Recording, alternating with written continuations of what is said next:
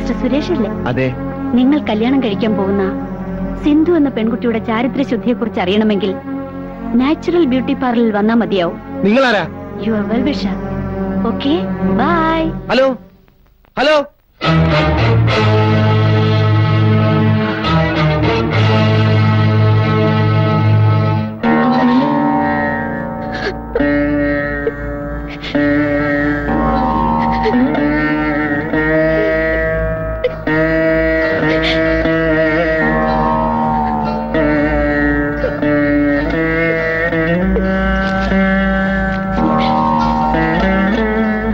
ഇതാ 500 രൂപ.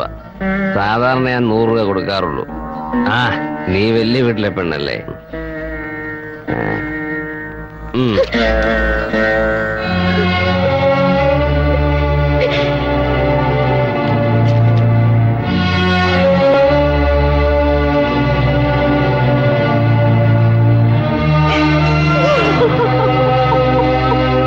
എന്റെ വിവാഹം മുടങ്ങി. എല്ലാവരും എന്നെ വെറുത്തു, പരിഹസിച്ചു. എന്റെ ജീവിതം, ഭാവി എല്ലാം നശിച്ചു. എനിക്ക് വേണമെങ്കിൽ എല്ലാം നിമിഷങ്ങൾ കൊണ്ട് അവസാനിപ്പിക്കാമായിരുന്നു. പോലീസിൽ കംപ്ലൈന്റ് കൊടുക്കാമായിരുന്നു. അല്ലെങ്കിൽ എന്റെ വയറ്റിൽ വളരുന്ന കുഞ്ഞിനെ നശിപ്പിച്ചിട്ട് ഒന്നും സംഭവിക്കാത്തതുപോലെ ഏതെങ്കിലും ചെറുപ്പക്കാരന്റെ ഭാര്യയെ ജീവിക്കാമായിരുന്നു. പക്ഷേ എനിക്ക് ആവശ്യം എന്റെ വയറ്റിൽ വളരുന്ന കുഞ്ഞിന്റെ അച്ഛനെയാണ്. മോളെ, നീ എന്തൊക്കെ പറഞ്ഞാലും അവനോടൊത്തുള്ള ജീവിതം വേണ്ട മോളെ. ഒരിക്കലും അത് ശാശ്വതമാവില്ല. ചെറുപ്പം കൊണ്ട് തോന്നുന്ന വാശിയാ ഇതൊക്കെ. കഴിഞ്ഞതെല്ലാം നീ മറക്കണം. ചേച്ചിക്ക് എങ്ങനെ ഇത് പറയാൻ കഴിയുന്നു?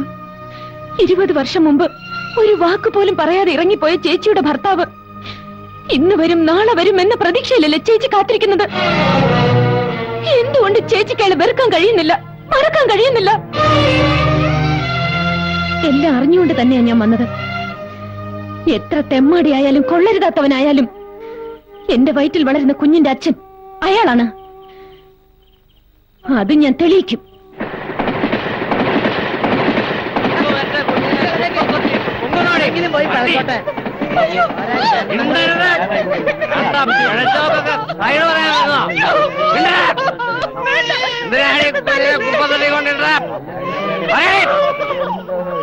സത്യം പറഞ്ഞോണം.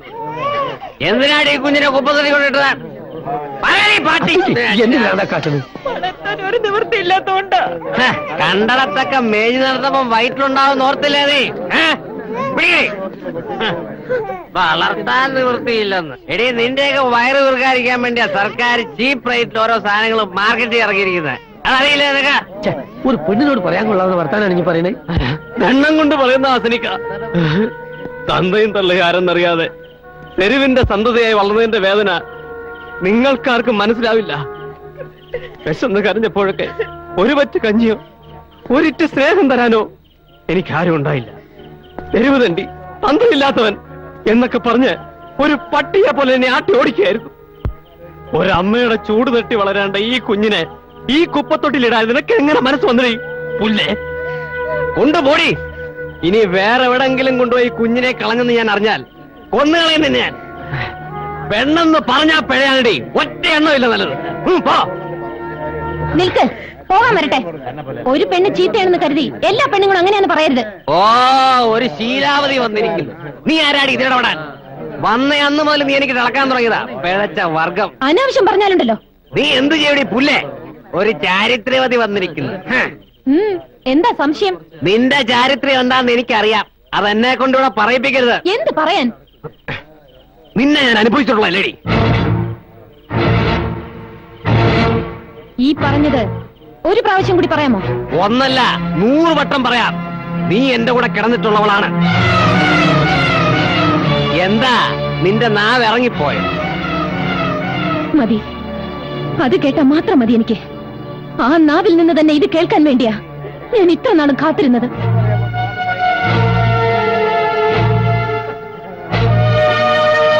കാശിനു വേണ്ടി എന്റെ മാനം നശിപ്പിച്ചിട്ട് ഇപ്പൊ നിന്ന് സദാചാരം പ്രസംഗിക്കുന്നു. പെണ്ണെന്ന് പറഞ്ഞാൽ പിഴയാണെന്ന് വിളിച്ചു കൂവുന്നു.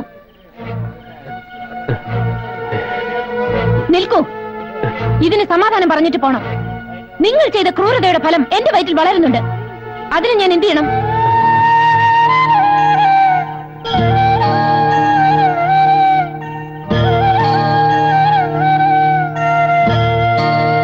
നിങ്ങളുടെ അമ്മയും ഈ സ്ത്രീയും ചെയ്തതുപോലെ പ്രസവിച്ച ഉടനെ ഞാനും കുഞ്ഞിനെ ഏതെങ്കിലും കുപ്പത്തൊട്ടിയിൽ വലിച്ചെറിയണോ?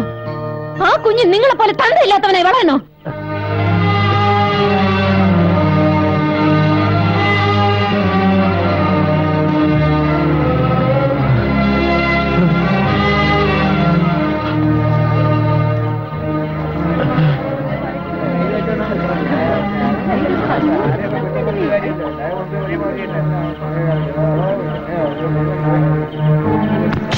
എടീ, നീ ഇത്തരക്കാരിയാണെന്ന് ഞാൻ വിചാരിക്കുന്നു.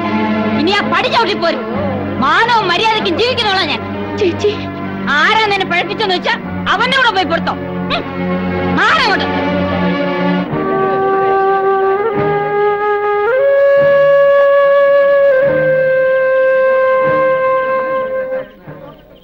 അച്ചുട്ടിയെ, ഞാൻ ഈ കേട്ടതൊക്കെ നേരാ പറയണോ? മണിയാ, ഒരു വീഡിയോ. ഓളെ കണ്ണീര് വീണാൽ എന്നോട് പടച്ചോൻ പോലും പൊറുക്കൂല. ഈ ഓളെ വിളിച്ച് കുടിക്കേറ്റ്.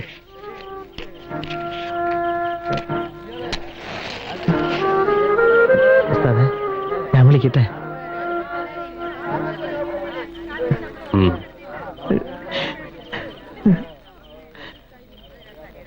എന്താ എല്ലാരും നോക്കി നിൽക്കണേ? കാഴ്ച കണ്ട് മതിയായില്ലേ? പോയി കിടന്ന് ഉറങ്ങാൻ നോക്ക്. പെങ്ങളെ വാ.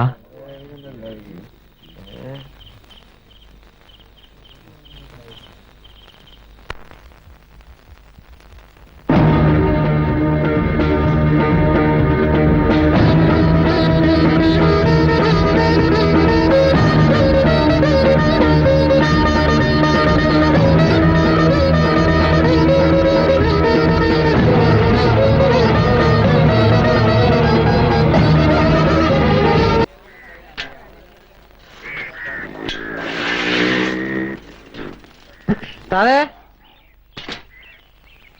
ഉസ്താദേ, ഉസ്താദേ, ഉസ്താദേ.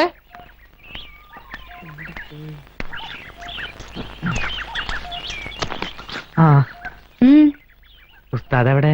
എന്നോടാണോ ചോദിക്കുന്നത്? രാത്രി ഇവിടുന്ന് ഇറങ്ങിപ്പോയതാ. എവിടെ പോയതാ? കണ്ടിട്ട് എന്താ ഇത്ര അത്യാവശ്യം? ഇന്ന് ആരുടെ കയ്യും കാലം വെട്ടാനാ കരാറ്? ഈ വെട്ടും കുത്തുമായിട്ട് എത്ര കാലം ജീവിക്കാമെന്ന നിങ്ങളുടെയൊക്കെ വിചാരം? എല്ലാത്തിനും ഒരു അവസാനം ഉണ്ടാവും, അത് മറക്കണ്ട. എന്റെ പെങ്ങളെ, ഞാൻ അതിനൊന്നും വന്നല്ല. എന്റെ ബാഗ് എടുക്കാൻ വന്നാ.